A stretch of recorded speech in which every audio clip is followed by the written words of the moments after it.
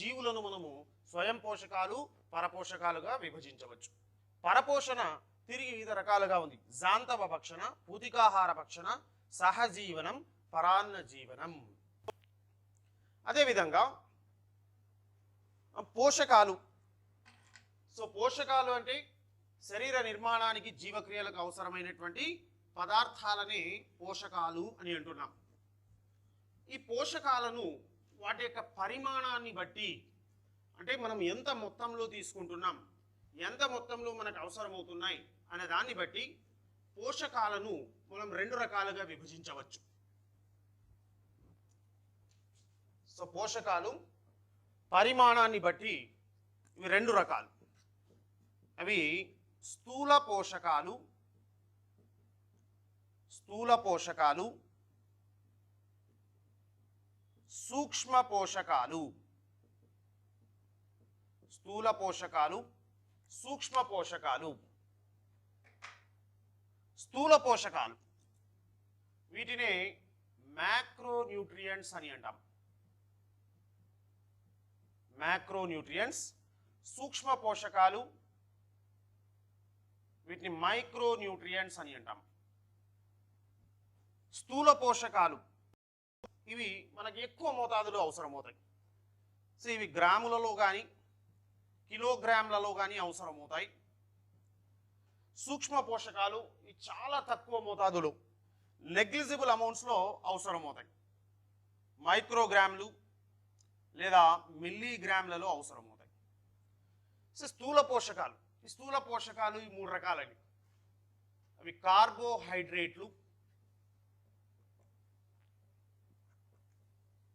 కార్బోహైడ్రేట్లు, వీటిని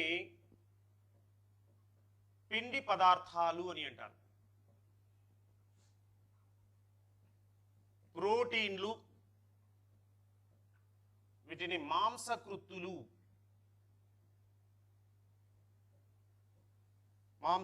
అని అంటాం.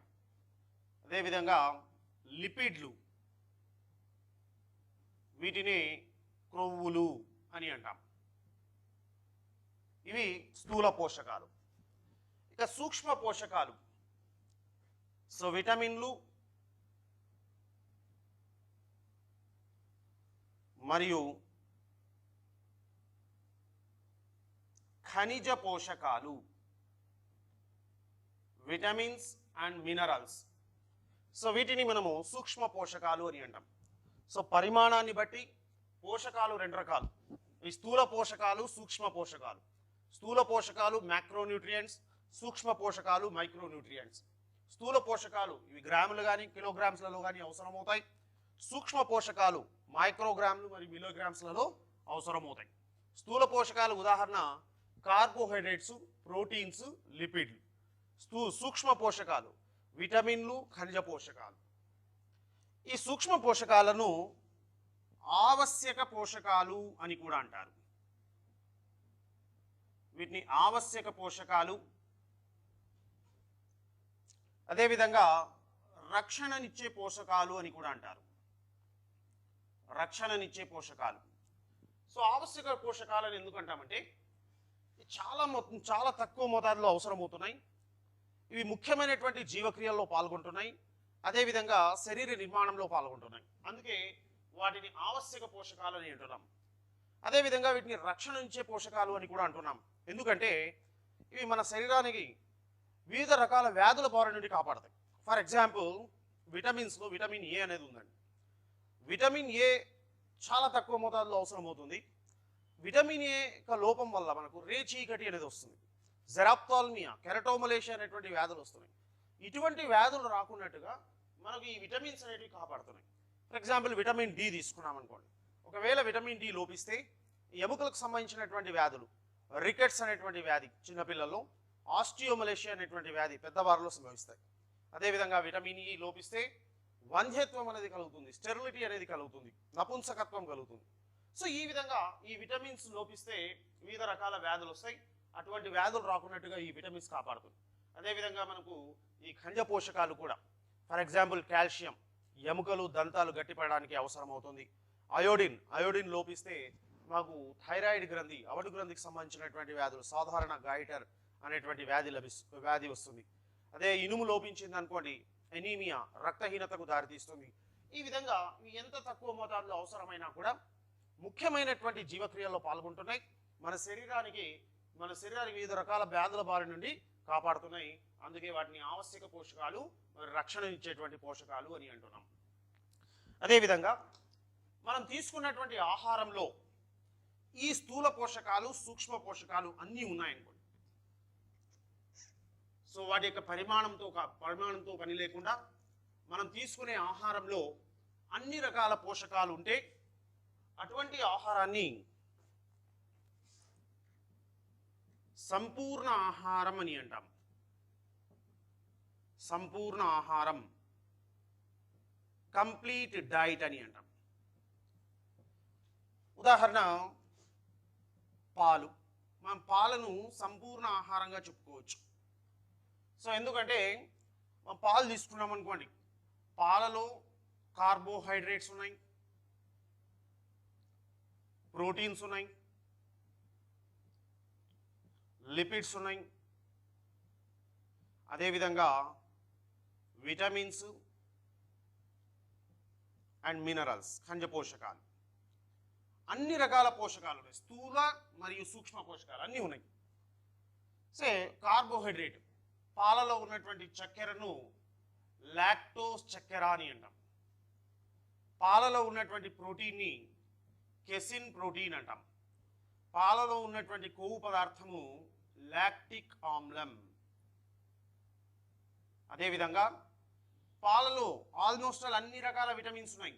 ఏ, డి, ఈ, కే మరియు బి కాంప్లెక్స్ విటమిన్స్, బి సమూహ విటమిన్స్.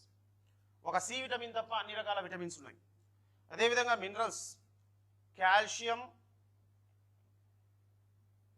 మరియు ఇనుము, ఐరన్. ఈ కాల్షియం, ఐరన్ అనేటువంటి మినరల్స్ ఉన్నాయి. సో కాబట్టి పాలలో స్థూల మరియు సూక్ష్మ పోషకాలన్నీ ఉన్నాయి కాబట్టి పాలను మనం సంపూర్ణ ఆహారంగా పరిగణించవచ్చు.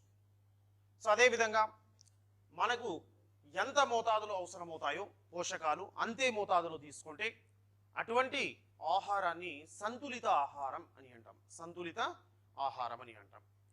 సో ఇది పోషకాల యొక్క వర్గీకరణాన్ని, పరిమాణాన్ని బట్టి పోషకాలు రెండు రకాలు. అవి స్థూల పోషకాలు మరియు సూక్ష్మ పోషకాలు. స్థూల పోషకాలు కార్బోహైడ్రేట్లు, ప్రోటీన్లు మరియు లిపిడ్లు. సూక్ష్మ పోషకాలు విటమిన్లు మరియు మినరల్స్. ఈ సూక్ష్మ పోషకాలను ఆవశ్యక పోషకాలు మరియు రక్షణ ఇచ్చేటువంటి పోషకాలు అని కూడా అంటారు. సో అదేవిధంగా స్థూల పోషకాల గురించి చూసామనుకోండి. స్థూల పోషకాలు, స్థూల పోషకాలలో కార్బోహైడ్రేట్లు,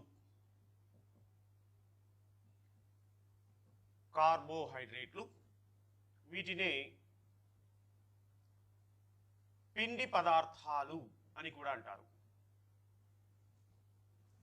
ఈ కార్బోహైడ్రేట్లు అతి ముఖ్యమైనటువంటి పోషకాలని. ఈ కార్బోహైడ్రేట్లు శక్తినిచ్చేటువంటి పోషకాలు. వీటిని శక్తి జనకాలు అని అంటాం. ఈ కార్బోహైడ్రేట్ల యొక్క కెలోరిఫిక్ విలువ, కార్బోహైడ్రేట్ల యొక్క కెలోరిఫిక్ విలువ 4.2 కిలో క్యాలరీస్ పర్ గ్రామ్. ఇక్కడ కెలోరిఫిక్ విలువ అంటే ఏంటి? ఒక గ్రామ్ పదార్థాన్ని ప్రయోగశాలలో బాంబు కెలోరీమీటర్లో వేడి చేసినప్పుడు దాని నుంచి విడుదలయ్యేటువంటి శక్తిని దాని యొక్క కెలోరిఫిక్ విలువ అని అంటాం.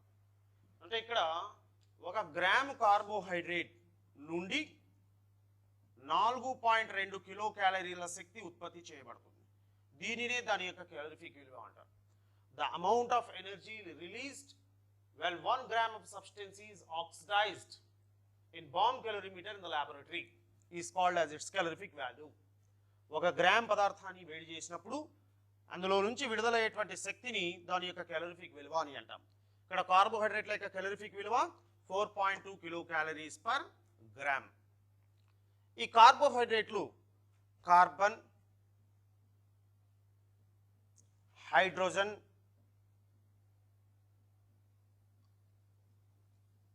మరియు ఆక్సిజన్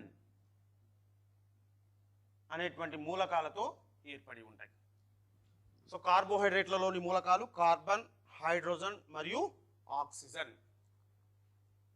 సో ఈ కార్బోహైడ్రేట్ల యొక్క సంకేతం CnH2nOn. కార్బోహైడ్రేట్ల యొక్క జనరల్ ఫార్ములా CnH2nOn. ఈ కార్బన్, హైడ్రోజన్, ఆక్సిజన్ అనేవి 1:2:1 నిష్పత్తిలో ఉంటాయి. ఈ కార్బోహైడ్రేట్లలో ఉన్నటువంటి సరళమైనటువంటి నిర్మాణాలను మోనోసాకరైడ్లు లేదా చక్కెరలు అని అంటారు. కార్బోహైడ్రేట్లో ఉన్నటువంటి సరళ నిర్మాణాలను మోనోసాకరైడ్లు లేదా చక్కెరలు అని అంటారు. ఇక్కడ మోనో అంటే సింగల్, సకరాన్ అంటే చక్కెర, ఒకే ఒక చక్కెర పరమాణువు కలిగి ఉన్నటువంటి వాటిని మోనోసాకరైడ్లు అని అంటారు, చక్కెరలు అంటారు. జనరల్గా ఈ చక్కెరలు తీయగా ఉంటాయి, నీటిలో తొందరగా కరుగుతాయి, చాలా సరళమైనటువంటి పదార్థాలు. ఈ మోనోసాకరైడ్ల యొక్క సంఖ్యను ఆధారంగా చేసుకొని మనం కార్బోహైడ్రేట్లను 3 రకాలుగా విభజించవచ్చు. మోనోసాకరైడ్ల యొక్క సంఖ్య ఆధారంగా కార్బోహైడ్రేట్లు 3 రకాలు. అవి మోనోసాకరైడ్లు, ఒలిగోసాకరైడ్లు, పాలీసాకరైడ్లు. మోనోసాకరైడ్లు, ఒలిగోసాకరైడ్లు, పాలీసాకరైడ్లు. ఇక్కడ మోనోసాకరైడ్లు అంటే ఒక చక్కెర పరమాణువు కలిగినటువంటి కార్బోహైడ్రేట్లను మోనోసాకరైడ్లు అంటారు. ఇవి అతి సరళమైనటువంటి కార్బోహైడ్రేట్స్ అండి, తీయగా ఉంటాయి, నీటిలో తొందరగా కరుగుతాయి. ఉదాహరణ exam point of view examples అనేటివి ఇంపార్టెంట్. ఎగ్జాంపుల్స్ వాటి యొక్క సాధారణ నామాలు గుర్తుపెట్టుకోవాలి. మోనోసాకరైడ్ ఎగ్జాంపుల్స్ గ్లూకోజ్, దీన్నే గ్రేప్ షుగర్ అని అంటాము, బ్లడ్ షుగర్ అని అంటాం. ఫ్రక్టోజ్, దీన్ని ఫ్రూట్ షుగర్, హనీ షుగర్ అని అంటాం. Fruit sugar, honey sugar. ఒకసారి గ్రూప్ 2 ఎగ్జామ్లో క్వశ్చన్ అడిగాడు, తేనెలోని చక్కెర ఫ్రక్టోజ్ చక్కెర. సో అదేవిధంగా గెలాక్టోజ్, దీన్ని మిల్క్ షుగర్ అని అంటాం. Galactose, milk sugar. అదేవిధంగా రైబోజ్,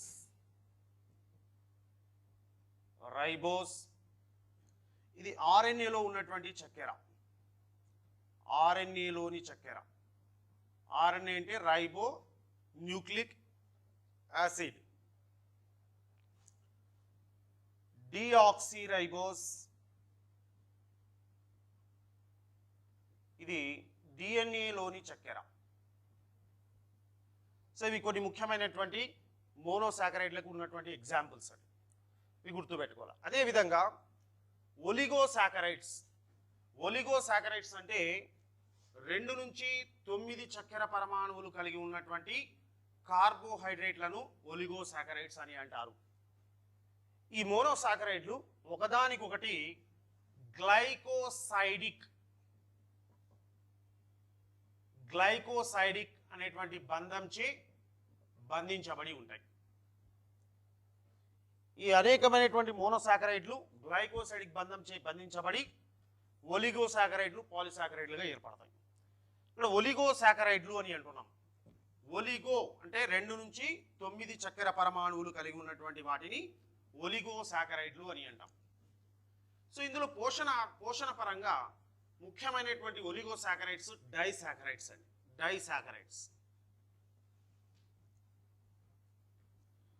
ఇక్కడ డైసాకరైడ్, డై అంటే 2, సెకరాన్ చక్కెరలు. రెండు చక్కెర పరమాణువులు కలిగి ఉన్నటువంటి వాటిని డైసాకరైడ్లు అని అంటారు. డైసాకరైడ్లు ఇవి రెండు చక్కెర పరమాణువులు కలిగి ఉంటాయి. గ్లైకోసైడిక్ బంధంచే బంధించబడి ఉంటాయి. ఉదాహరణ సుక్రోజ్, లాక్టోజ్, మాల్టోజ్ ఇవి ముఖ్యమైనటువంటి disaccharides. So for example sucrose తీసుకున్నాం అనుకోండి. సుక్రోజ్, ఈ సుక్రోజ్ను మనం కేన్ షుగర్ అంటాము. చెరుకు గడల నుంచి తీస్తాం. Table sugar house hold purpose మనం ఇళ్లలో ఉపయోగించేటువంటి చక్కెర. ఈ సుక్రోజ్ అనేది డైసాకరైడ్. ఇందులో రెండు చక్కెర పరమాణువులు ఉన్నాయి. అవి గ్లూకోజ్ మరియు ఫ్రక్టోజ్. సుక్రోజ్లో ఉన్నటువంటి చక్కెర పరమాణువులు గ్లూకోజ్, ఫ్రక్టోజ్. ఈ సుక్రోజ్ అనేది సుక్రేజ్ అనేటువంటి ఎంజైమ్ చేత జీర్ణం చేయబడుతుంది. సో సుక్రోజ్ను జీర్ణం చేసేటువంటి ఎంజైమ్ను సుక్రేజ్ అని అంటాం. అదేవిధంగా లాక్టోజ్ ఉంది. ఈ లాక్టోజ్ను మిల్క్ షుగర్ అని అంటాము. లాక్టోజ్ కూడా డైసాకరైడ్. ఇందులో గ్లూకోజ్ మరియు గెలాక్టోజ్, గ్లూకోజ్ మరియు గెలాక్టోజ్ అనేటువంటి చక్కెర పరమాణువులు ఉంటాయి. లాక్టోజ్ను జీర్ణం చేసేటువంటి ఎంజైమ్ను లాక్టేజ్ అని అంటారు. లాక్టేజ్. అదేవిధంగా మాల్టోస్ చక్కెర ఉంది. ఈ మాల్టోస్ చక్కెరను మాల్ట్ షుగర్ అని అంటాం. రాగి మాల్ట్, బార్లీ మాల్ట్ అంటాం కదా, అది మాల్ట్ షుగర్ అని అంటాం. మాల్టోస్లో గ్లూకోజ్ మరియు glucose, alpha D glucose, beta D glucose అనేటువంటి రెండు గ్లూకోజ్ చక్కెర పరమాణువులు ఉంటాయి. ఈ మాల్టోజ్ అనే చక్కెరను మాల్టేజ్ ఎంజైమ్ జీర్ణం చేస్తుంది. మాల్టేజ్ అనేటువంటి ఎంజైమ్ జీర్ణం చేస్తుంది. ఇవి డైసాకరైడ్స్ అని. సో డైసాకరైడ్లు ఇవి రెండు చక్కెర పరమాణువులు కలిగి ఉన్నటువంటి కార్బోహైడ్రేట్స్. సో ఉదాహరణ సుక్రోజ్, లాక్టోజ్, మాల్టోస్. సుక్రోజ్ను కేన్ షుగర్ అంటాం, టేబుల్ షుగర్ అని అంటాము. సుక్రోజ్లో ఉన్నటువంటి చక్కెర పరమాణువులు గ్లూకోజ్ మరియు ఫ్రక్టోజ్. సుక్రోజ్ను జీర్ణం చేసేటువంటి ఎంజైమ్ సుక్రేజ్. ఇక లాక్టోజ్, లాక్టోజ్ను మిల్క్ షుగర్ అంటాము. లాక్టోజ్లో ఉన్న చక్కెర పరమాణువులు గ్లూకోజ్ మరియు గెలాక్టోజ్. లాక్టోజ్ చక్కెరను జీర్ణం చేసే ఎంజైమ్ లాక్టేజ్. ఇక మాల్టోజ్, మాల్టోజ్ను మాల్ట్ షుగర్ అని అంటాం. మాల్టోజ్లో ఉన్నటువంటి చక్కెర పరమాణువులు గ్లూకోజ్ మరియు గ్లూకోజ్. మాల్టోజ్ను జీర్ణం చేసే enzyme maltase enzyme, maltase enzyme. So అదేవిధంగా పాలీసాకరైడ్స్, పాలీసాకరైడ్లు.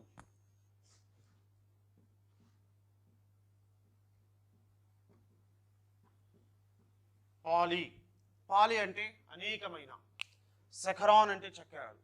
అనేకమైనటువంటి చక్కెర పరమాణువులు గ్లైకోసైడిక్ బంధంచే బంధించబడి సంక్లిష్టమైనటువంటి కార్బోహైడ్రేట్లుగా రూపాంతరం చెందుతాయి. సో వీటిని మనం పాలీసాకరైడ్లు అని అంటాం. సో ఉదాహరణ స్టార్చ్, గ్లైకోజన్, సెల్యులోజ్, ఖైటిన్ మరియు ఇన్యులిన్ ఇవి ముఖ్యమైనటువంటి పాలీసాకరైడ్. ఈ పాలీసాకరైడ్లు అతి సంక్లిష్టమైనటువంటివి, నీటిలో కరగవు, ఇవి తీయగా ఉండవు. స్టార్చ్, ఈ స్టార్చ్ని మనం రిజర్వ్ ఫుడ్ ఆఫ్ ప్లాంట్స్ అని అంటాం. రిజర్వ్ ఫుడ్ ఆఫ్ ప్లాంట్స్, మొక్కలలో నిల్వ ఆహార పదార్థం అని అంటున్నాం స్టార్చ్. జనరల్గా ఆకుపచ్చని మొక్కలు కిరణజన్య సంయోగక్రియ అనే ప్రక్రియ ద్వారా గ్లూకోజ్ను తయారు చేసుకుంటాయి. ఈ ఎక్కువగా ఉన్నటువంటి గ్లూకోజ్ అంతా మొక్కలలో నిల్వ చేయబడి అది స్టార్చ్గా మార్పు చెందుతుంది. అందుకే దీన్ని రిజర్వ్ ఫుడ్ ఆఫ్ ప్లాంట్స్ అని అంటున్నాం. ఇక గ్లైకోజన్ని రిజర్వ్ ఫుడ్ ఆఫ్ యానిమల్స్ అంటాం, లేదా దీన్ని యానిమల్ స్టార్చ్ అని కూడా అంటాము. ముఖ్యంగా ఈ గ్లైకోజన్ జంతువులలో నిల్వ ఆహార పదార్థం. ఈ జంతువులలో కాలేయం మరియు కండరాలలో నిల్వ చేయబడుతుంది. ఇంపార్టెంట్, కాలేయం మరియు కండరాలలో నిల్వ చేయబడుతుంది. సో ముఖ్యంగా జనరల్గా మనం ఆహారం తీసుకున్న తర్వాత, జీర్ణం చేసుకున్న తర్వాత అది గ్లూకోజ్ రూపంలో మారుతుంది. జీర్ణమైన తర్వాత గ్లూకోజ్గా మారుతుంది. ఈ గ్లూకోజ్ని మనం శక్తి ఉత్పత్తి కోసం ఉపయోగించుకున్న తర్వాత కూడా కొంత గ్లూకోజ్ మిగిలిపోయి ఉంటుంది. ఆ మిగిలిపోయినటువంటి గ్లూకోజ్ కాలేయానికి చేరి అక్కడ అది గ్లైకోజన్ రూపంలో మారుతుంది. తిరిగి కాలేయం నుంచి ఎక్కువగా ఉన్నటువంటి గ్లైకోజన్ కండరాలకు చేరి అక్కడ కూడా నిల్వ చేయబడుతుంది. ఈ విధంగా జంతువులలో కాలేయం మరియు కండరాలలో గ్లైకోజన్ నిల్వ చేయబడుతుంది. Next cellulose. ఇది మొక్కల యొక్క కణకవచంలో ఉంటుంది. మొక్కల కణకవచంలో ఉంటుంది. Present in the cell wall of plants. సాధారణంగా మానవులు ఈ సెల్యులోజ్ను జీర్ణం చేసుకోలేరు. దీనికి కారణం ఏంటంటే మానవులలో సెల్యులేజ్ అనేటువంటి ఎంజైమ్ ఉత్పత్తి జరగదు. కాబట్టి ఈ సెల్యులోజ్ అనేది మానవుల్లో జీర్ణం చేయబడదు. సో మానవుల్లో ఈ సెల్యులోజ్ జీర్ణం చేయబడకపోయినా కూడా మనకు పరోక్షంగా జీర్ణక్రియలో మరియు విసర్జనలో పాల్గొంటుంది. ఎందుకంటే ఈ సెల్యులోజ్ అనేది ఒక పీచు పదార్థం అండి. సో పీచు పదార్థం కాబట్టి ఎక్కువ నీటిని గ్రహించుకొని నిల్వ చేసుకుంటుంది. ఈ నిల్వ చేసుకున్నటువంటి నీటిని జీర్ణక్రియకు విసర్జనకు ఉపయోగిస్తుంది. ఆ విధంగా జీర్ణక్రియ ప్రక్రియ విసర్జన సాఫీగా జరగడానికి కోసము ఈ సెల్యులోజ్ అనేది మనకు ఉపయోగపడుతుంది. దీన్ని రోగేజ్ అని అంటాం. ఇక ఖైటిన్. ఈ ఖైటిన్ శిలీంధ్రాల యొక్క కణకవచంలో ఉంటుంది. శిలీంధ్రాల కణకవచంలో ఉంటుంది. It is present in the cell wall of fungus. ఇక ఇన్యులిన్. డాలియా అనేటువంటి దుంపలలో ఇది ఒక నిల్వ ఆహార పదార్థంగా ఉంటుంది. ఈ ఇన్యులిన్ అనేది ఫ్రక్టోజ్తో ఏర్పడి ఉంటుంది. దీన్ని ఫ్రక్టోజాన్ అని కూడా అంటాం. ఫ్రక్టోజాన్. సో ఇవి పాలిసాకరైడ్లకు ఉదాహరణ అండి. సో పాలిసాకరైడ్లు అంటే అనేకమైనటువంటి చక్కెర పరమాణువులతో ఏర్పడినటువంటి కార్బోహైడ్రేట్స్ని పాలిసాకరైడ్లు అంటారు. ఇవి గ్లైకోసైడిక్ బంధాలచే బంధించబడి ఉంటాయి. సంక్లిష్టమైన కార్బోహైడ్రేట్లు నీటిలో తొందరగా కరగవు, తీయగా ఉండవు. సో ఉదాహరణ starch, glycogen, cellulose, ఖైటిన్ and inulin. Starch reserve food of plants అని అంటాం. Glycogen reserve food of animals లేదా అనిమల్ స్టార్చ్ అని అంటాం. ఇది జంతువుల్లో కాలేయం మరియు కండరాలలో నిల్వ చేయబడి ఉంటుంది. అదేవిధంగా సెల్యులోజ్ మొక్కల యొక్క కణకవచంలో ఉంటుంది. మానవులలో సెల్యులోజ్ అనేది జీర్ణం చేయబడదు. ఖైటిన్ శిలీంధ్రాల యొక్క కణకవచంలో ఉంటుంది. సో ఇన్యులిన్ డాలియా అనేటువంటి దుంపలలో నిల్వ ఆహార పదార్థంగా ఉంటుంది.